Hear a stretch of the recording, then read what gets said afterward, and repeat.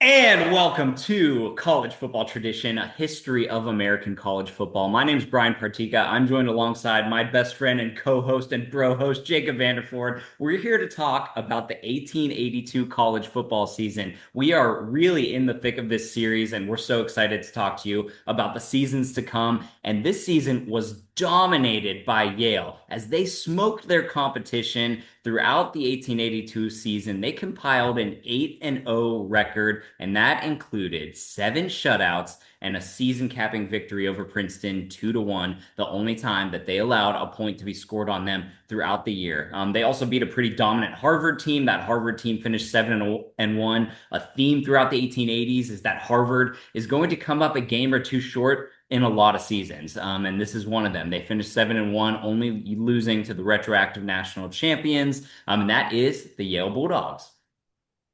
Yeah, Yale, man, they're taking over again. Feels like over the past several years since 1869, it's been the year of the Ivy Leagues, as we kind of figure out how college football is going to be played.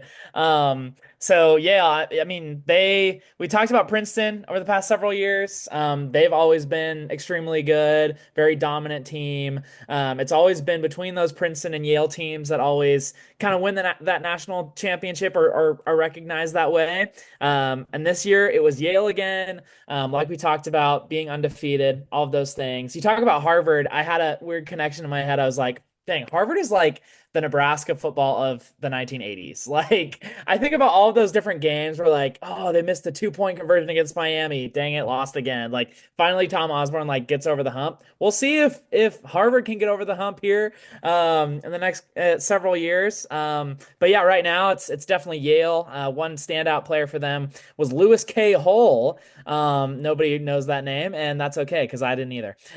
Suited up for the football and rowing teams. Insane. You think about Deion Sanders, Michael Jordan, obviously not a football player, but thinking about Bo Jackson, like all these different players that played multiple sports. Lewis K. Hull was one of those players, and also was awarded the most athletic letters by any Yale student of that time. So something really interesting there to point out in this 1882 season. And then also just thinking about over the 6 season stretch, we kind of talked about in 1879, and then through now we'll go into 1884 here in a few seasons. But Yale will never lose a contest, and so that is a pretty insane stat.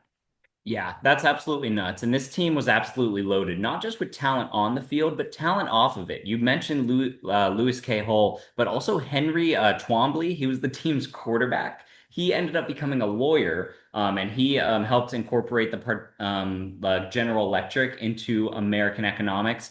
You had Ray Tompkins. He was the team captain as well.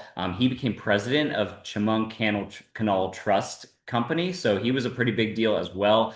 So you had a lot of people who ended up having pretty substantial careers in business as that continues to happen today with those Ivy League institutions. But it's really interesting that this version of the Yale football team had so many people who ended up being big in American economics.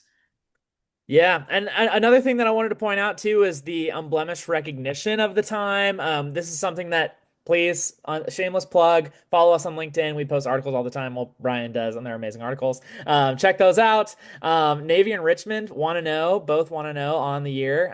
So gotta shout out those two teams as we see Navy as kind of a strong football team throughout the decades, even up until now. So really cool to see them shining back then as well. And then another very interesting stat is that Yale outscored their opponents by a score of 51-1 in these football games.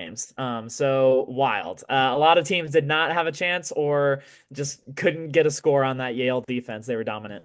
Yeah, they were absolutely dominant. And this is really one of, if not the last year, that we're going to see the points being so low because we're going to see it's gonna come here really soon. Some of those point values change for field goals, for touchdowns, for points after touchdowns. Suddenly, it's not just going to be, oh, you got to get to the end zone and then you got to kick for a point. It's not going to be that anymore. We're going to see a lot higher scores. We're going to see even more lopsided victories, or they seem more lopsided just because those scoring results are going to change. Yeah. Yeah, Crazy stuff. crazy Good stuff. college football. And that's just college football tradition, man. And that's tradition. that, and we're the college football historians, so you can come to us with any questions you have. Absolutely verified college football historians. Yes. We need to like find a site. I wonder if there's a site like outside. I don't know if we can go to like On3 or 24/7 Sports and be like, hey, we want to get verified as historians. How do we do that?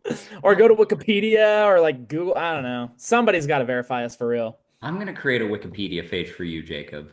Hey, let's go. I'll do the same. Oh, Let's well, go. I mean, that's kind of where we're at on 1882. Do you have anything before we wrap up this season? No, really, this year is just putting a pin on the Yale dominance of the time. Like they were an assertive force in college football. Bulldogs are taking over the next several years. It was the Princeton years. Now it's the coming up on the Yale years, and we'll see more and more teams kind of enter the fray as we go throughout these years that we cover the teams. Yeah, absolutely. So it goes without saying, our college football tradition national champions are Yale. Our pick one, if we had to pick one champion, is also still Yale. We'll have some more discrepancies as those decades come, and that's all I really got for this show today. So for Jacob Vanderford, I'm Brian Partika. This is a history of American college football, 1882.